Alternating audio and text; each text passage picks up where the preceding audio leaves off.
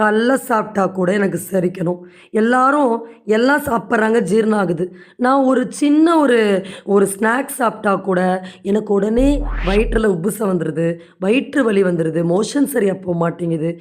எது சாப்பிட்டாலும் சளி பிடிக்குது. இந்த மாதிரியான செரிமான கோளாறுகள, பல்வேறு விதமான நோய்கள, ஆஸ்மா போன்ற நோய்கள குணப்படுத்தக்கூடிய அருமருந்து தான் ஓமத்தேநீர். நெறைய பேர் கடையில ஓமம் வாட்டர் வாங்கி யூஸ் பண்ணுவாங்க. குழந்தைங்களுக்கெல்லாம் கூட குடுக்குறோம். ஆனா, கடையில வாங்குற ஓமத்தேநீர் பார்த்தீங்கன்னா, தைமால்னு சொல்லக்கூடிய ஓம உப்புலருந்து தயார் செய்யப்படுது. அப்ப அது சரியான மருத்துவ குணம் அதுல இருக்காது.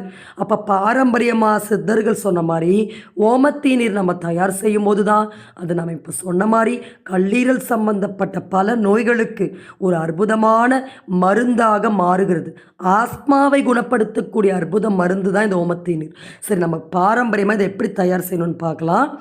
முதல்ல ஓமம் வாங்கி